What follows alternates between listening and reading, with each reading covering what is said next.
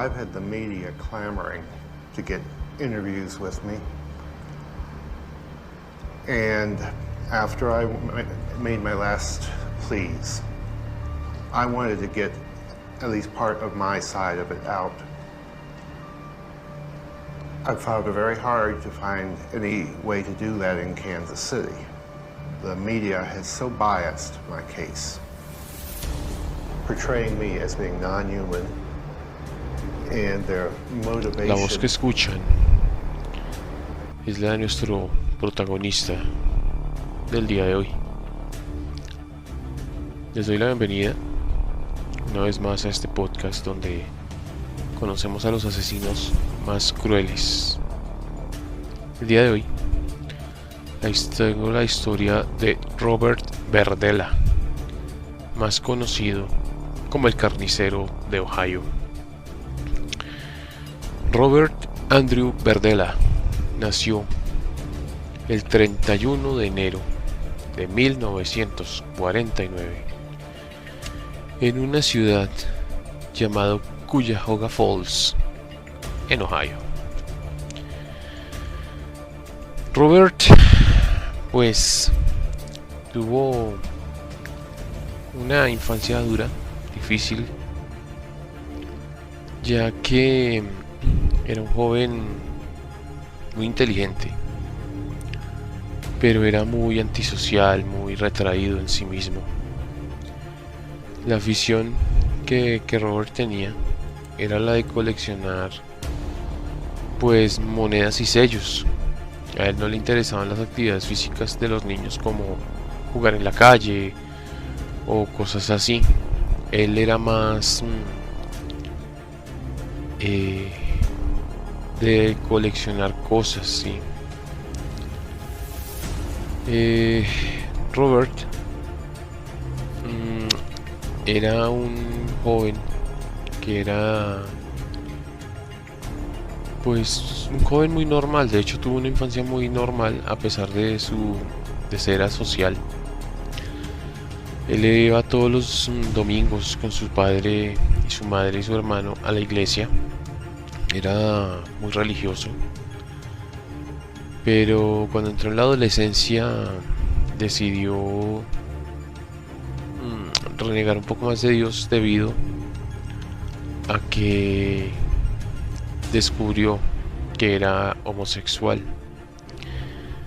Esto lo hizo ir como en contra de su fe, en contra de su religión, ya que él siempre creyó que el ser homosexual iba en contra de las leyes de Dios.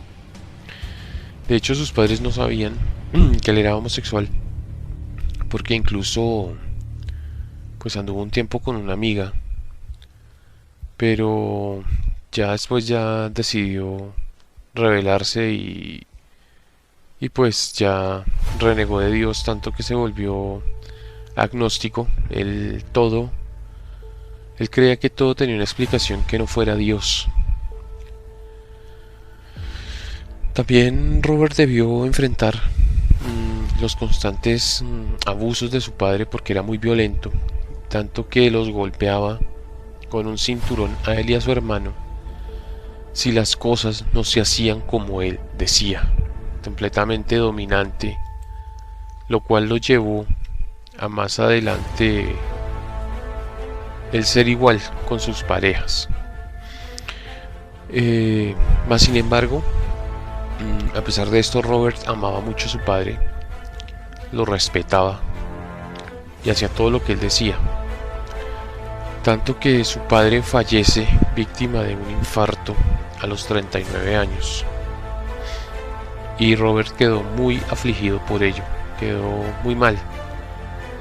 Pero poco tiempo después, en realidad pocos años después, su madre se volvió a casar con otro hombre, lo cual lleva a Robert a odiarla por no respetar la memoria de su padre.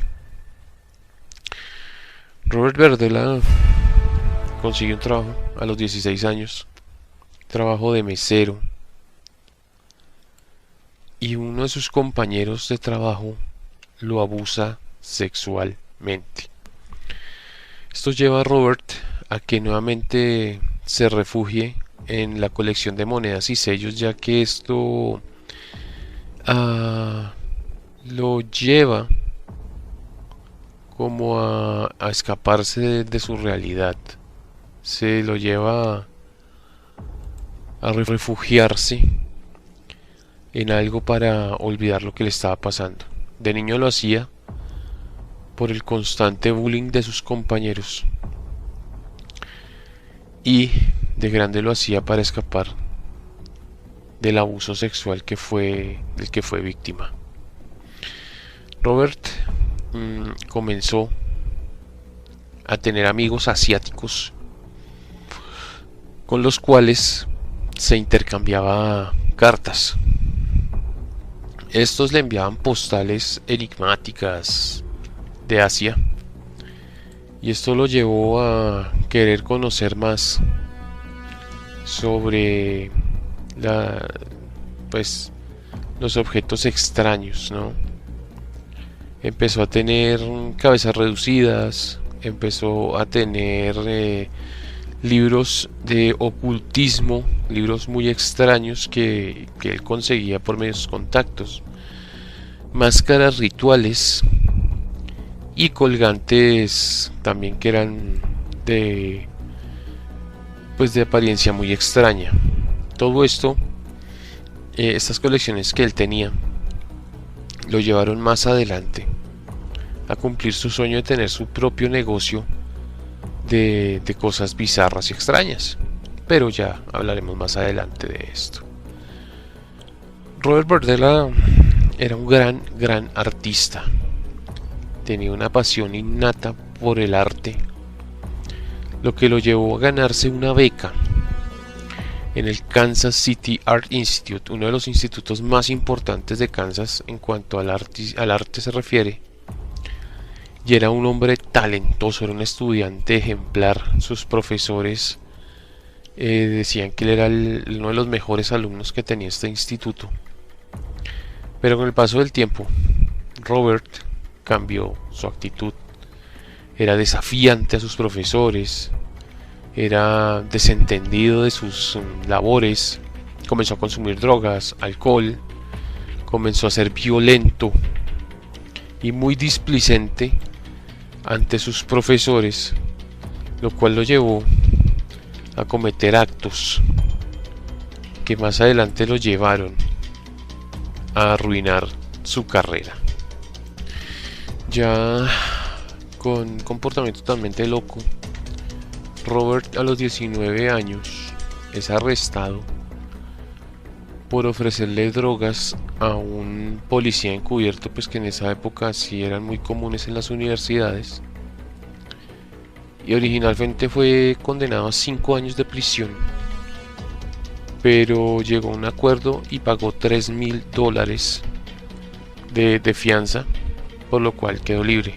Pero unos días después fue nuevamente atrapado con marihuana y LSD, lo cual lo llevó a pagar 5 días de prisión.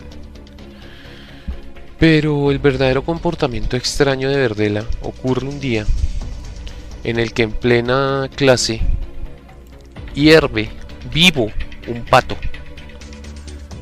Luego, unos días después, hierve un pollo también vivo en plena clase, lo que hace que sus compañeros empiecen a pensar que este tipo está loco. Y todo llegó al culmen cuando asesina a un perro con sedantes, lo cual ya borda en lo criminal. Pero él dice que es una manifestación artística y que el arte es transgresor, por lo cual él considera que lo que hizo fue simplemente algo artístico y válido, ¿no?, para la situación. Por estas situaciones, en 1969 abandona el instituto, pero Muchos creen que fue expulsado, ¿no?, por lo que hizo con los animales. Y algo que sí también tenía Robert Verdela, aun cuando estaba en el instituto, es que él sabía cocinar muy bien. Tenía una pasión por cocinar única. Y de hecho, aun cuando era estudiante, ya era un chef que era reconocido en la ciudad. Y pues era muy buscado, ¿no?, porque era un tipo que sabía cocinar excelente. Y decide, después de ser expulsado, trabajar en algunos restaurantes para poder sobrevivir. Le va muy bien y logra comprar una casa en una zona de Ohio que se llama Hyde Park. Allí, bueno, allí es la casa donde ya viviría el resto de su vida, ¿no?, pues hasta cuando fue pues capturado. En el año 1970 él logra abrir un pequeño negocio en su casa, el cual atiende pues mientras descansa los fines de semana de su trabajo como chef, porque él sigue trabajando como chef. Y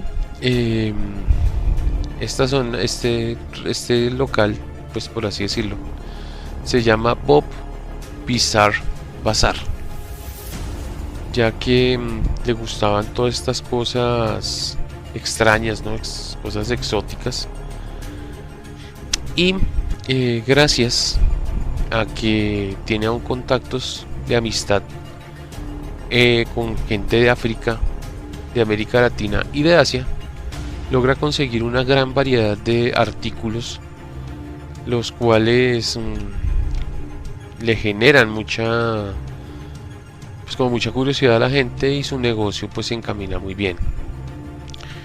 Tanto así que en el año 82 ya deja por completo el trabajo de cocinero y abre su negocio propio en un local ya más grande, en un local comercial, lo que puede llamarse un centro comercial muy reconocido en Ohio, y le va bastante bien porque logra recaudar bastante dinero, empieza a vivir cómodamente y bueno, ya decide ser abiertamente homosexual, ya frecuenta bares y sale con hombres que pues está llevando la vida que él quería, ¿no? Pero aquí es en este punto cuando ya empieza a llevar hombres a su casa. En este punto es que comienzan los homicidios de Verdela, pero vamos a dejar algo claro, y es que según él no buscaba matar gente, sino que él quería era tratarlos duro, ser dominante, pero se le fue la mano y empezó a cometer los homicidios. Lo que hacía Robert era que él prestaba dinero o también daba acogida en su casa a los jóvenes, que para después él les cobraba lo que les daba con sexo muy duro. A él le gustaba ser dominante sexualmente y por eso hacía estas cosas. Con el tiempo comenzó a llevar jóvenes sin hogar, jóvenes de la calle, para darles comida y techo, supuestamente para alejarlos de las drogas y la prostitución, pero realmente lo que hacía era que pues abusaba sexualmente de ellos. Se comenzó a rumorar y se comenzó a difundir el rumor en todo el círculo homosexual que Verdela lo que hacía era drogar a estos jóvenes y abusarlos sexualmente. Pasa el tiempo y Verdela, con 35 años, conoce a un joven de 19 años llamado Jerry Howell. Establecen una relación romántica y es entonces que Berdella se da cuenta que Howell es un muchacho muy problemático. Es violento, es drogadicto, ejerce la prostitución, pero esto a Berdella no le interesa y un día Howell es atrapado por la policía por posesión de narcóticos, posesión de drogas, y este le pide a Berdella que lo ayude económicamente, que le preste dinero para pagar un abogado y que no ir a la cárcel. Berdella accede, pero con la condición de que le tiene que devolver el dinero. Howell se desentiende de esta deuda con Berdella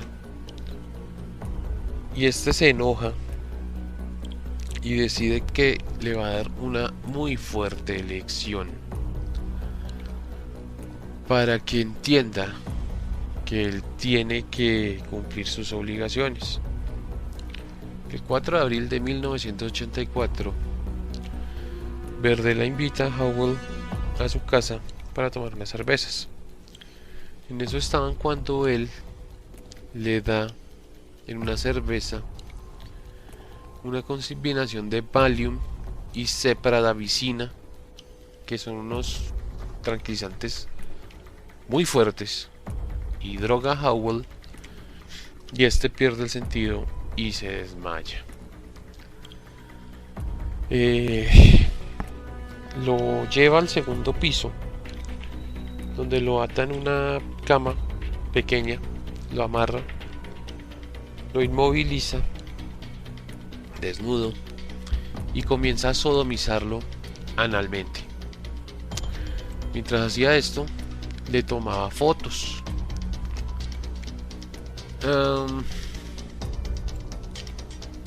El joven Howell despertaba y le suplicaba a Berdella que lo soltara, pero este le inyectaba en el cuello tranquilizantes para dormirlo. Tanto fue así que Howell finalmente, tras 28 horas de tortura, muere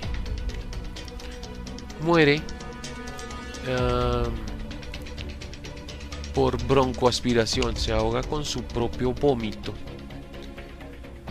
Y Berdella, asustado por lo que había pasado,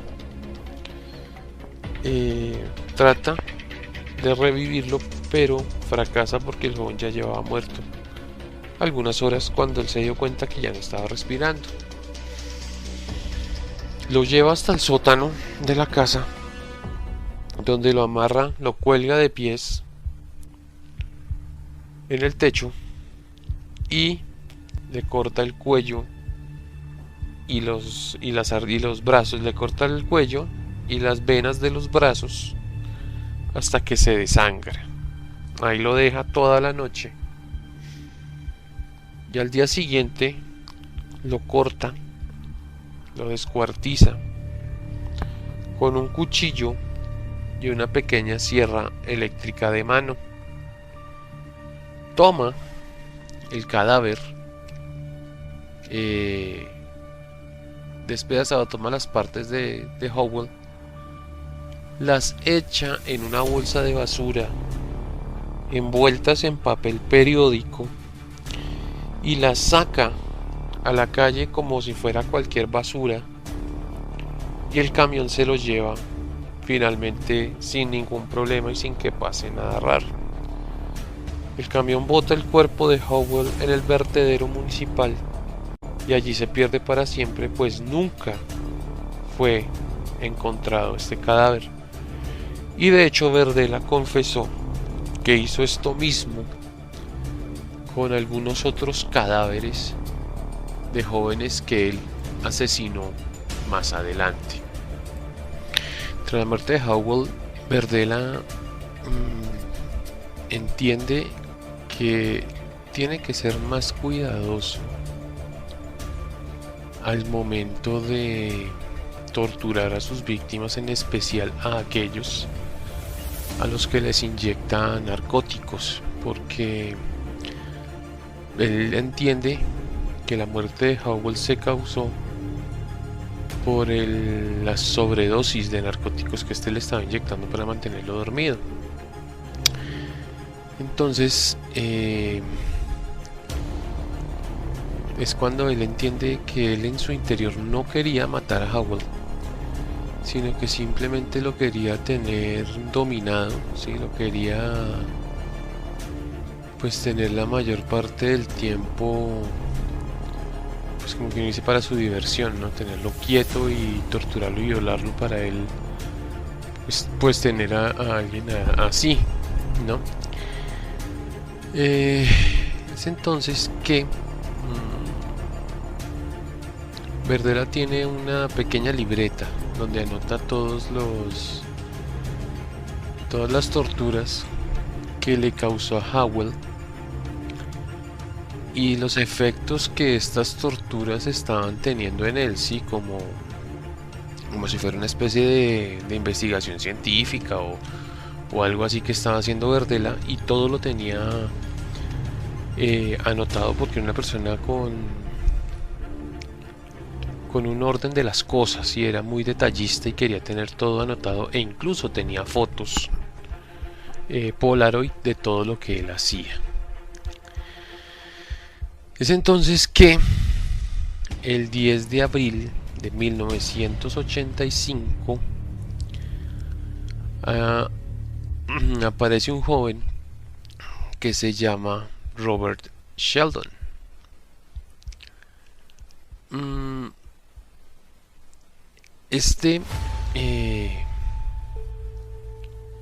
Pues Verdela ya lo conocía, es un joven de 18 años con quien ya había tenido algunos encuentros en bares, e incluso él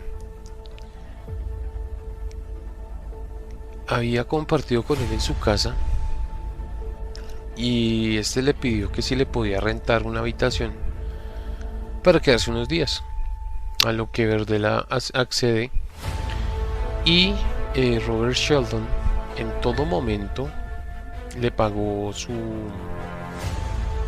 como que uno dice, la renta de la habitación muy cumplidamente. Pero el 12 de abril, a los 2 días, lo droga y le inyecta un destapacaños llamado Brano, que es como una especie de lejía. Se le inyecta en los ojos, se le unta en los ojos con un hisopo para dejarlo ciego, y también se le inyecta en las cuerdas vocales para evitar que grite. Comienza nuevamente a sodomizarlo y a toda clase de cosas, y también le pone en los oídos una especie de masilla con la que se tapan huecos en las paredes para evitar para, como quien uno dice, poderlo tener a su merced, ¿sí? Que no escuche, que no hable, que no vea. Le tritura las manos a golpes con una especie de martillo, y también le tritura las piernas para evitar que se escape, ¿no? Entonces le tritura las piernas a golpes con un tubo de metal. En un cuaderno en su mismo cuaderno seguía anotación tras anotación de todo lo que hacía, y también fotos de lo que estaba cometiendo. Sí, hasta incluso se llegó a grabar él mismo haciendo anotaciones de voz de todo lo que hacía y de los quejidos del joven Sheldon, que esto lo estaba haciendo como para una especie de experimentación o para mejorar en su pues en sus torturas, ¿no? Finalmente se cansa de este joven y le cubre la cabeza con una bolsa y lo estrangula con una cuerda de piano. Que cabe aclarar, cuerdas de piano que también usó para amarrarle las manos y los pies a la cama.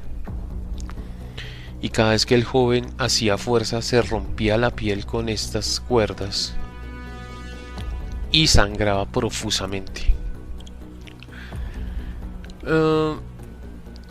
Él dice que mató a Sheldon por la sencilla razón de que al día siguiente irían a hacer unos trabajos en su techo y no quería que que hiciera algún ruido que llamara la atención del trabajador y lo descubrieran. Como como con el primer caso,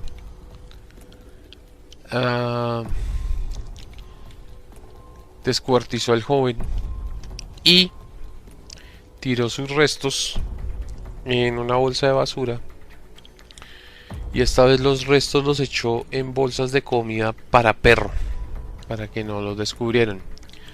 Sin embargo, conservó su cabeza en la nevera y unos días después los enterró en su patio trasero. Ahora llegamos al 22 de junio del 85 con otro joven llamado Mark Wallace, de 20 años. A este joven lo encuentra en su jardín cubriéndose de una fuerte tormenta que en ese momento caía, y ellos ya se conocían por la misma razón. Ya le había dado hospedaje en el pasado y lo invitó a pasar ya que estaba completamente con la ropa empapada. Verdela le ofreció un plato de comida y él se dio cuenta que el joven algo le estaba pasando. Pues resulta que el joven tenía síndrome de abstinencia, ya que era drogadicto y llevaba varios días sin poder consumir drogas. Verdela le ofrece muy cordialmente que él tiene algunos antibióticos para poderle inyectar para que se sienta mejor, y el joven accede, pero lo que hizo fue drogarlo y nuevamente lo torturó. Pero para esta ocasión la tortura fue mucho más despiadada, pues Verdela había conseguido una batería de 7700 voltios. Este le conectó los pezones con unas pinzas y literalmente lo cocinó vivo.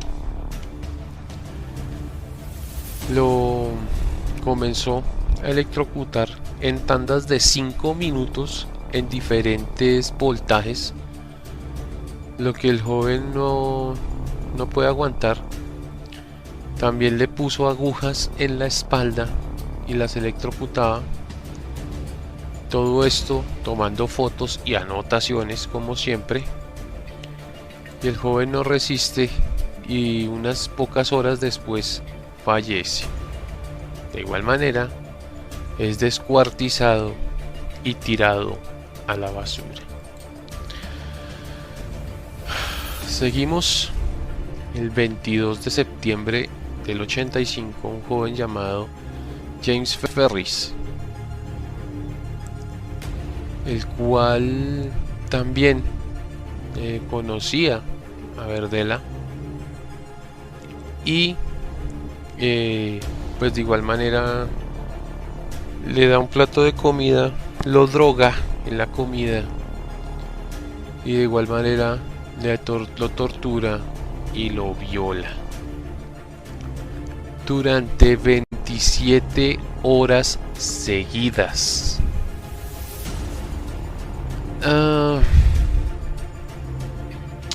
Esta vez le electrocuta los hombros y los testículos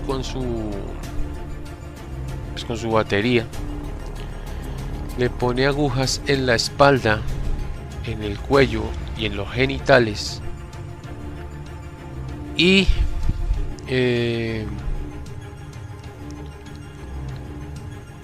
lo sigue torturando de maneras despreciables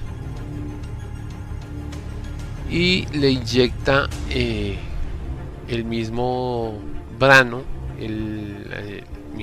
la misma lejía en las cuerdas vocales para evitar que grite. Es entonces que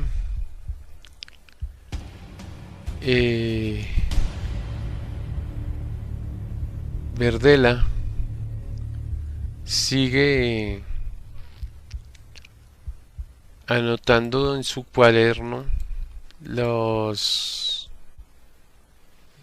torturas que comete contra cada uno de los jóvenes específicamente, pero con este joven, pues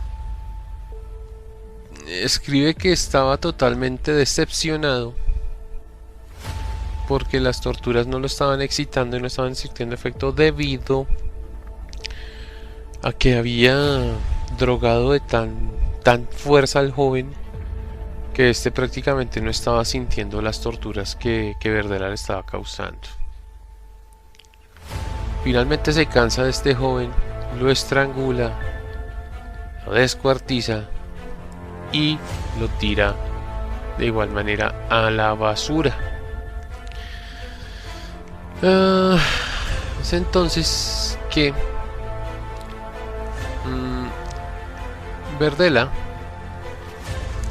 es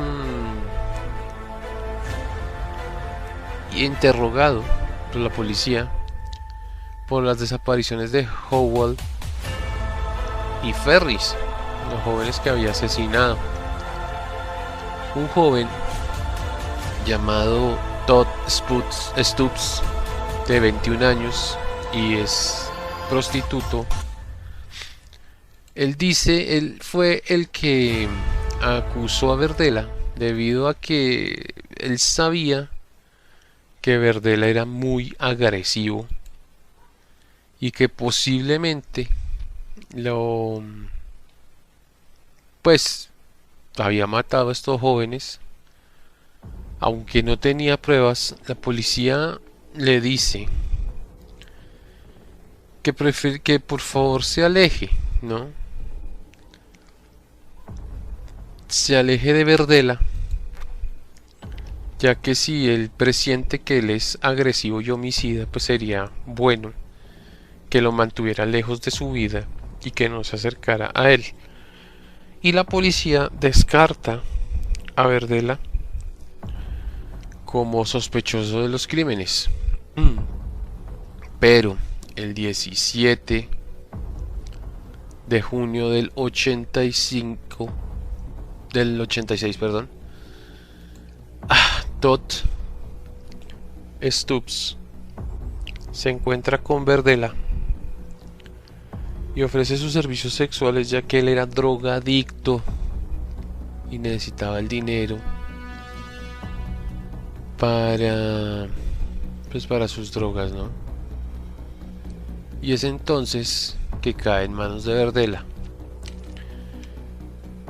Él nuevamente le inyecta brano en las cuerdas vocales para evitar que grite y coloca las pinzas de la electricidad en sus párpados y lo electrocuta. Estuvo torturándolo y sodomizándolo por más de 2 semanas, hasta que le introduce su puño completamente en el recto, y esto le causa a Stoops el desgarro completo del ano y también de su intestino, por lo que Stoops, a pesar de que Berdella intenta parar la hemorragia, Finalmente le causa una septicemia que lo mata el 1 de julio. Igual que en todos sus casos anteriores, Stubbs es descuartizado y tirado a la basura, cosa que le estaba funcionando muy bien a Verdela. Durante el año 87, no se especifica bien en qué fecha, aparece un joven llamado Larry Wayne Pearson, el cual tiene 20 años y pues visita la tienda de Verdela, la tienda del el bazar bizarro, porque le llama la atención varias cosas que él tiene, aunque no las compra porque no tiene dinero, pero las mira, las observa y pues comienza a tener como una amistad con Verdela y comienza a visitarlo frecuentemente. Es entonces que él le comenta a Verdela que pues no tiene dónde vivir, es una persona sin hogar, y este lo invita a pues a que viva con él, y a cambio de él darle posada y comida, le dice al joven que pues haga las labores de la casa, ¿no? Que sea como el asistente de Verdela, como que lo ayude. El joven acepta, pero algunos días después es arrestado porque parece ser que él es el autor de un robo. Verdela le tiene compasión porque le gustaba el joven y lo saca de la prisión, paga su fianza y todo normal. Y cuando van en el auto de regreso a casa, Pearson hace un comentario que es prácticamente como un chiste de muy mal gusto, y dice que él le gusta aprovecharse de los homosexuales de Kansas City. Esto lo molesta demasiado. Cuando llegan a casa, toman unas cervezas hasta que Pearson se emborracha y se duerme. Y es entonces que aquí Verdela aprovecha y lo lleva al sótano, en donde lo amarra de manos y pies. Cuando este despierta, no puede hablar ni gritar porque Verdela le había inyectado brano en las cuerdas vocales. Es entonces que Verdela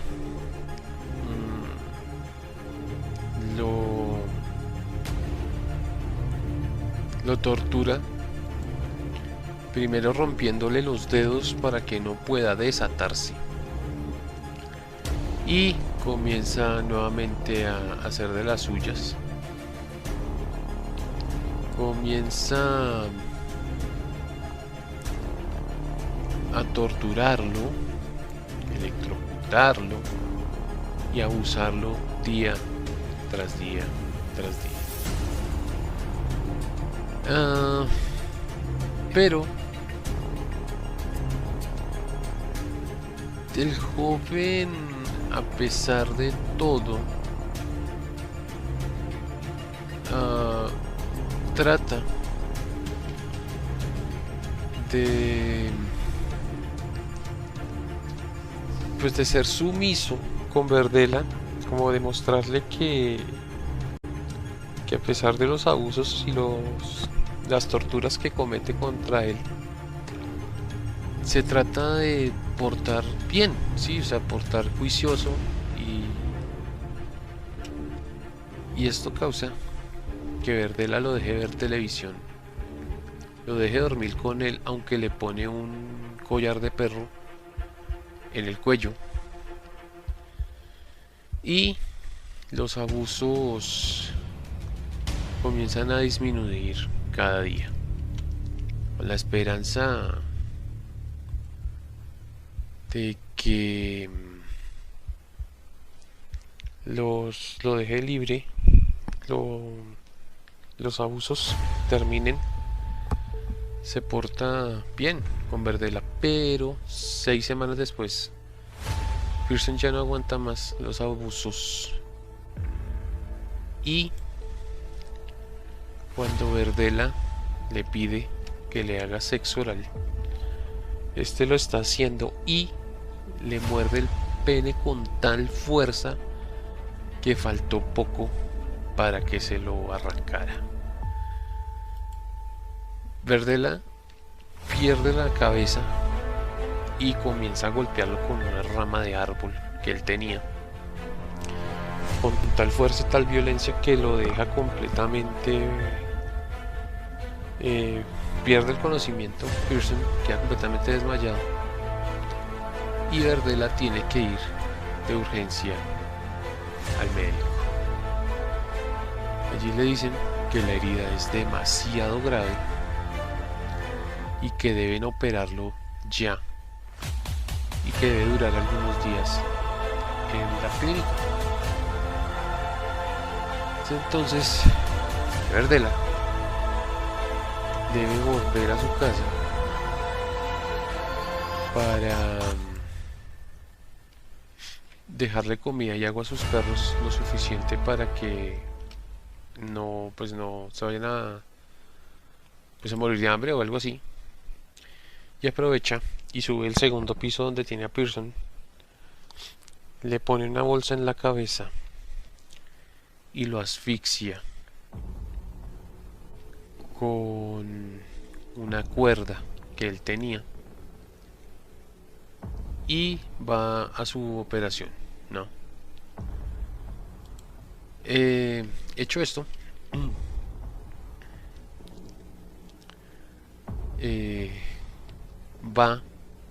vuelve a su casa, y una vez que llega, descuartiza el cadáver de Pearson y lo bota a la basura, pero él conserva la cabeza y va al jardín donde tenía enterrada la cabeza de Sheldon, la desentierra y entierra la de Pearson. El 22 de mayo de 1988, Christopher Bryson, de 22 años, secuestrado por Verdela, y luego de 4 días de torturas y abusos logra escapar y llega a la casa de unos vecinos con la ayuda de un electricista que andaba por el sector, y llaman a la policía. La policía al llegar ve que el joven está muy mal herido, tiene signos de tortura, tiene ataduras en las manos, y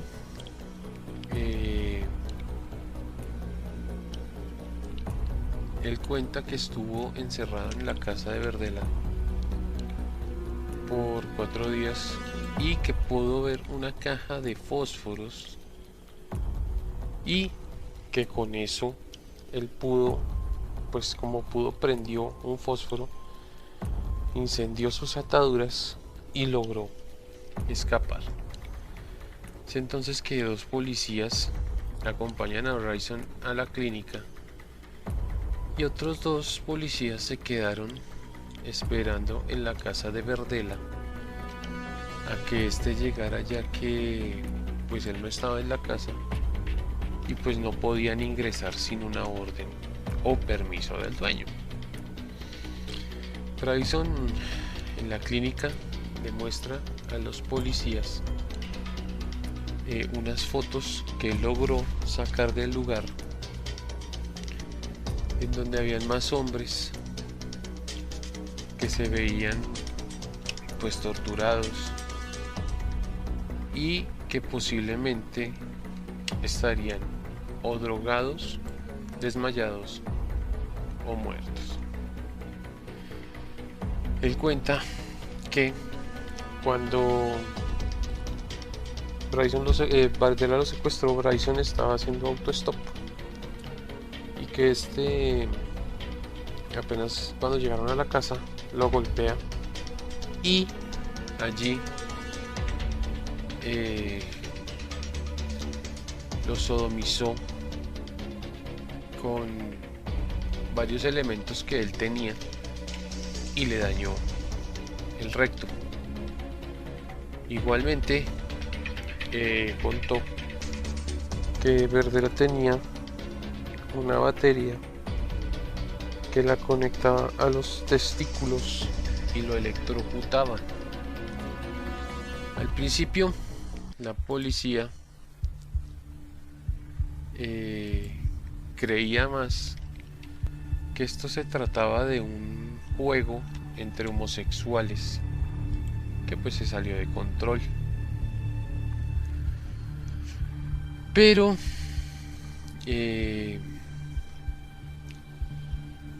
las declaraciones de Bryson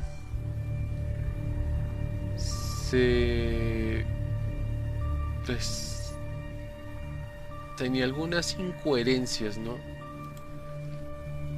Porque primero dijo que lo había secuestrado, pero después cuenta que pues, él se dedicaba a la prostitución gay masculina y que así fue como lo había secuestrado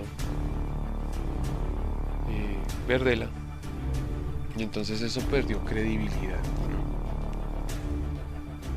Pero bueno, mientras Bryson estaba en la clínica, Bardella llega a su casa y es interrogado por la policía, y estos le piden que los acompañe a la estación para responder algunas preguntas.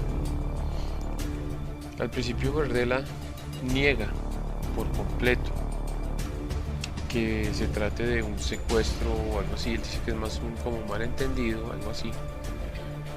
La policía le pide que si pueden ver su casa por dentro y este se niega por completo, lo que lleva a despertar a la policía una sospecha.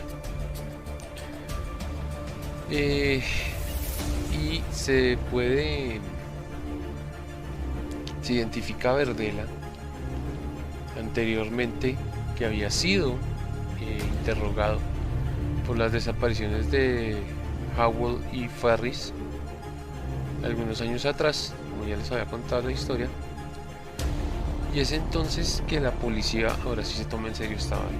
O sea, pues la policía ahora sí se toma en serio las declaraciones de Bryson, porque ya Bardella había estado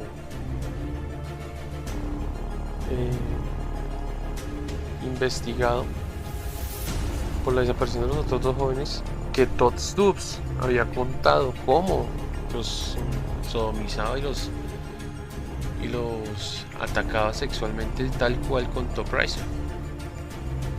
Pero al principio los vecinos de Bardella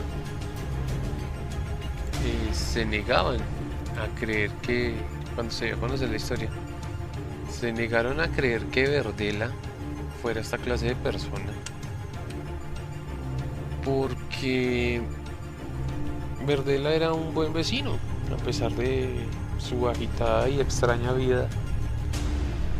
Bardella era un buen vecino, no era escandaloso, curiosamente, era muy amable con todo el mundo, siempre estaba dispuesto a ayudar a los demás de su comunidad, y también era reconocido por ser parte de la guardia vecinal, la cual protegía a los demás vecinos de la inseguridad que en ocasiones ocurría en el barrio.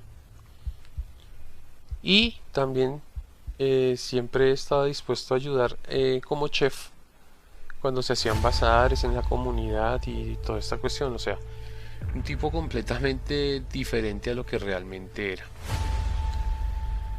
Al principio solo lo acusaron por ataque sexual y secuestro en contra de Christopher Bryson.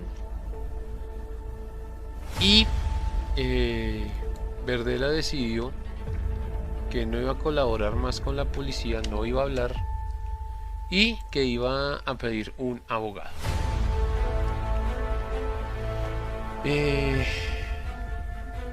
ese momento la policía ya tenía cómo ingresar a la casa de Verdela, ya que tenía la orden con la que lo podían hacer, y tuvieron que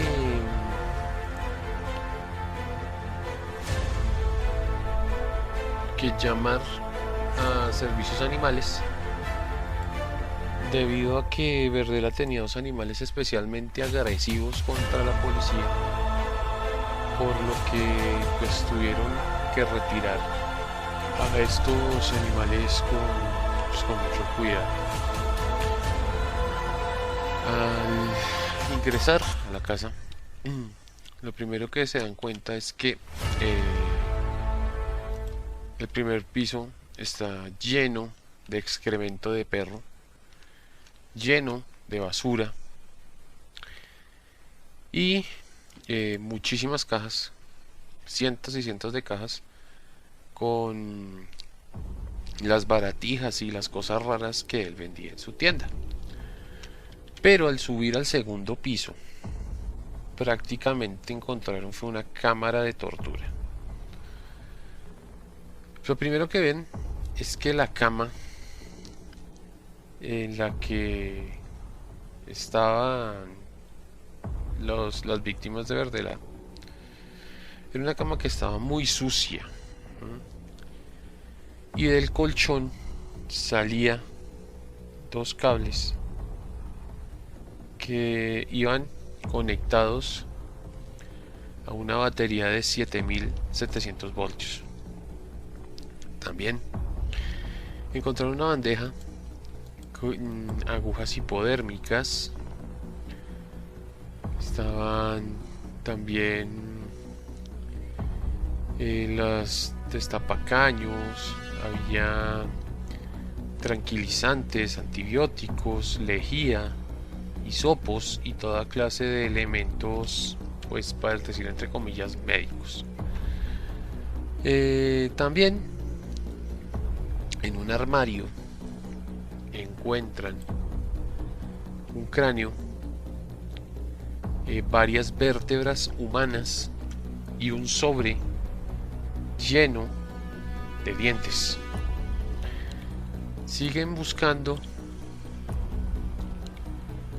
y encontraron más de 700 fotos con fotos Polaroid con más de 25 jóvenes siendo torturados cruelmente por Verdela, y algunos se veían que pues parecían dormidos o muertos, pero otros sí se veían cómo estaban siendo torturados y sufrían. También encuentran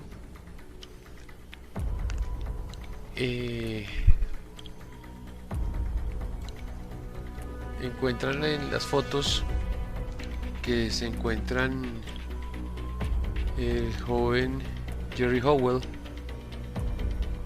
el joven James Ferris y Todd Stubbs, jóvenes que ya habían sido asesinados por Verdela. Siguen su recorrido y encuentran la libreta de anotaciones que tenía Verdela junto con los audios y todos los detalles que este hombre cometía durante sus torturas. También encuentran recortes de periódico de la desaparición de Howell y la billetera donde está la licencia de conducir del señor Ferris. Siguen investigando y encuentran que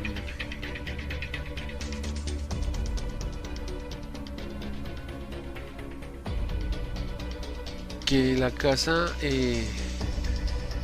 sigue teniendo varias sorpresitas, ya que hacen una prueba de luminol y encuentran que esta casa está completamente llena y plagada de sangre. Incluso la sangre corre desde los techos, baja por las paredes y pues tiene los pisos completamente llenos de sangre. Siguen los rastros de sangre hasta el sótano, donde encuentran grandes manchas de sangre que van yéndose por el drenaje, por los drenajes. Encuentran un cuchillo, una sierra manual y una sierra eléctrica llenas de sangre, carne y cabello humano.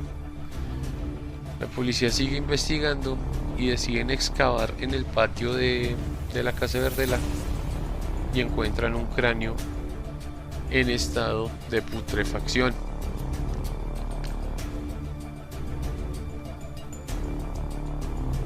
Es entonces que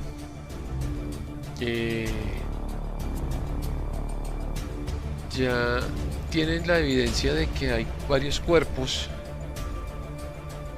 pero no pueden hacer nada sin los cadáveres. Es por eso que le encargan a una fuerza especial de la policía que identifique a todos los jóvenes que están en las fotografías, que son más de 25 jóvenes. En la libreta de Verdela encuentran un nombre llamado Jerry Kellogg, quien en los 80 había sido la pareja sentimental de Verdela, y lo llaman ya que él se encontraba con vida y le piden que cuente lo que sabe, ¿no? Es entonces que él comienza a contar lo que sabe de Verdela, que es que era un hombre muy agresivo, muy posesivo, que invitaba a jóvenes a su casa a dormir, que luego los drogaba y los violaba. En las fotos que le muestran reconoce a 3 personas. Reconoce a Robert Sheldon, a Todd Stutz y a Robert Pearson. De hecho, la Universidad de Kansas City descubre que el cráneo encontrado en el armario es el de Sheldon, y el cráneo que encontraron en el jardín en estado de putrefacción era el de Robert Pearson. Es entonces que los medios de comunicación acceden a la información de lo que está pasando con Verdela, y aún sin que se sepa nada ya lo empiezan a acusar de varios homicidios e incluso le ponen el remoquete de el carnicero de Kansas City.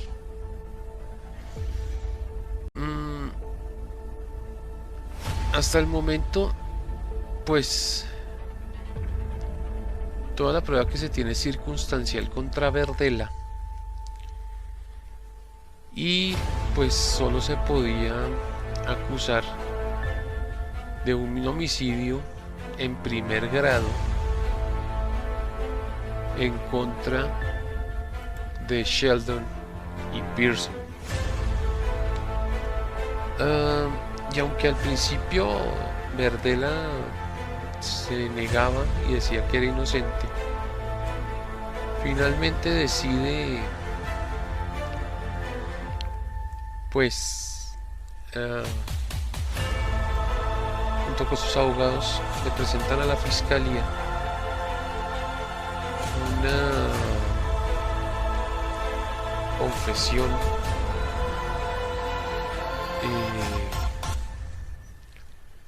por los 2 cargos de homicidio a los que se le está imputando, a cambio de no ser condenado a pena de muerte, ya que 2 homicidios en primer grado daban para pena de muerte.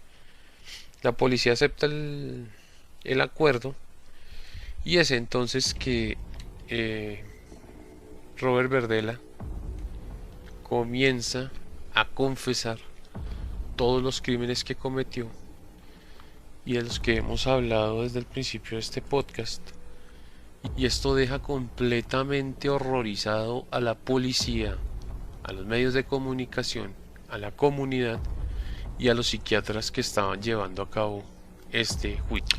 Finalmente, Verdela es condenado a cadena perpetua en la cárcel de Missouri, completamente aislado, pues varios presos ya dijeron que lo iban a matar, entonces lo mejor era que se fuera, ¿no? que lo tuvieran aislado. Extrañamente comenzó a recibir muchas cartas, se volvió un popstar, un completo rockstar por parte de la gente, del público, y pues él respondía a las cartas que le enviaban. Incluso en 1988 dio una entrevista para televisión en donde contó la historia desde su punto de vista, diciendo que él no era lo que los medios decían, que lo habían satanizado, pero en ningún momento se le vio arrepentido, no se le entrecortó la voz, absolutamente nada, no le importaba nada, solo quería la atención, ¿no? En el año de 1992,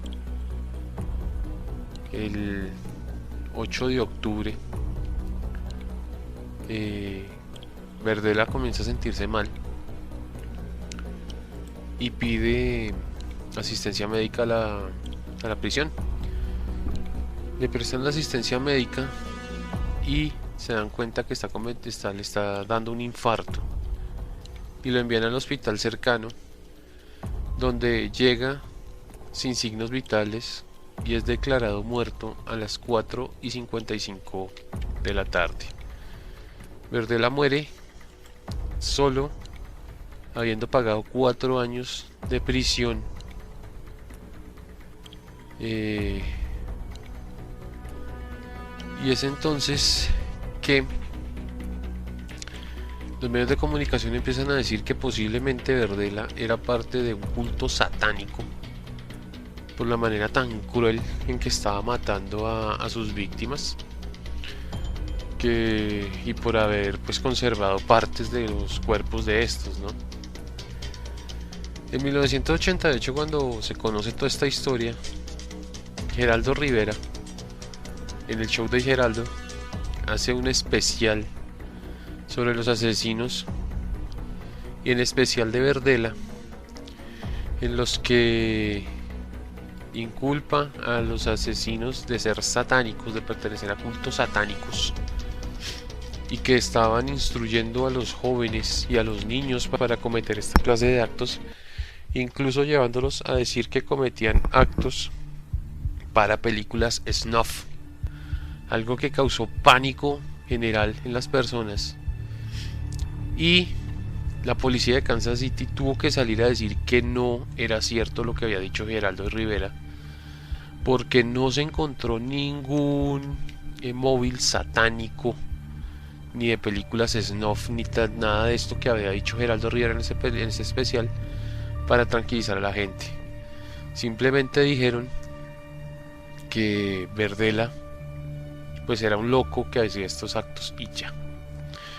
Incluso se llegó a decir que Verdela, como era un chef muy reconocido en Kansas City, había cocinado partes de los cuerpos de algunas de sus víctimas para darlas en los restaurantes en los que trabajaba, cosa que negó absolutamente y no se pudo tampoco comprobar.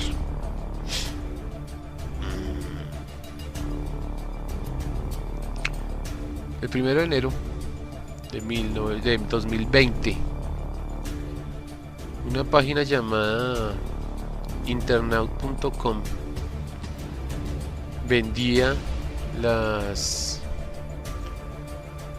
cosas propiedad de Verdela, como por ejemplo el cuchillo, la sierra de mano, la sierra eléctrica, los botes de lejía, algunas agujas hipodérmicas, las correas de perro que usaba para sus víctimas, cenizas de la chimenea de la casa de Verdela y otras cosas. Incluso se conoció que vendieron la camiseta de Christopher Bryson, el único sobreviviente de Verdela. Y aunque las familias de las víctimas de Verdela hicieron denuncias contra esta página, la policía poco pudo hacer para cerrarla. Incluso hoy siguen vendiendo cosas de Verdela en esta página y cosas de otros homicidas famosos, ¿no?, de Estados Unidos. A Verdela se le considera el asesino más cruel de la historia de Estados Unidos, por encima de Jeffrey Dahmer, ya que Dahmer nunca torturó por tanto tiempo seguido a sus víctimas. Dahmer mataba a personas desconocidas, mientras que Verdela podía durar hasta 6 semanas torturando a alguien antes de matarlo, y él mataba a personas que conocía, jóvenes que conocía. Él no mataba a personas extrañas, ajenas a él.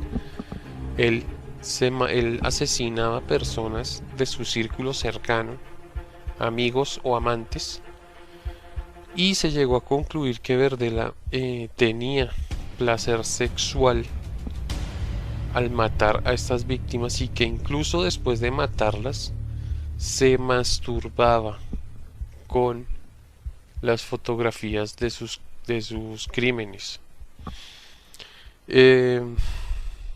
Verdela en una entrevista también confesó que cuando era niño, cuando era joven, él vio una película que se llamaba El coleccionista, de 1965, en la que un coleccionista de mariposas secuestra a una mujer para obligarla a que se enamore de él con el tiempo en el que la mantiene secuestrada y abusa de ella. Verdela se inspiró tanto en esta película que él realmente lo que buscaba al secuestrar, torturar y abusar de los jóvenes era que estos se llegaran a enamorar de él y se convirtieran en sus esclavos sexuales.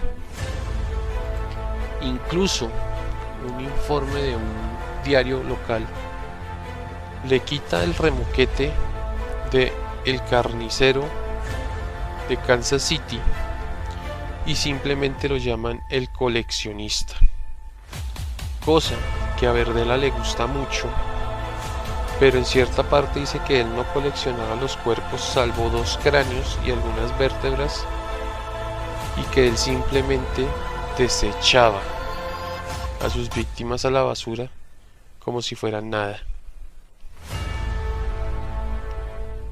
Esta es la historia de Robert Verdela, el carnicero de Kansas City, uno de los asesinos más crueles de la historia de Estados Unidos, incluso por encima de otros grandes, ¿no? Como Manson, Bundy y, y, y Dahmer, quienes son como los más conocidos. Pero Robert Verdela los supera a todos, no por el número de víctimas, sino por su crueldad, por botar a sus víctimas a la basura, por que eran personas cercanas a él, amigos y amantes.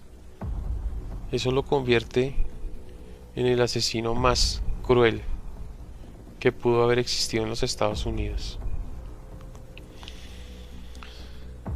Hasta acá llega el podcast del día de hoy.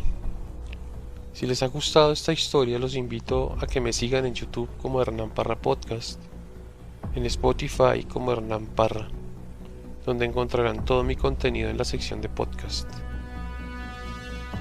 Los invito a un próximo programa, donde seguiremos conociendo a más asesinos crueles. Hasta una próxima ocasión. Maybe not caught me. Scared me off, maybe. Caught me. Maybe not scared me off, maybe. Things are happening after how. Maybe not things are happening after how. Things are happening after how. Prevented. Definitely. Things are happening after how. Definitely.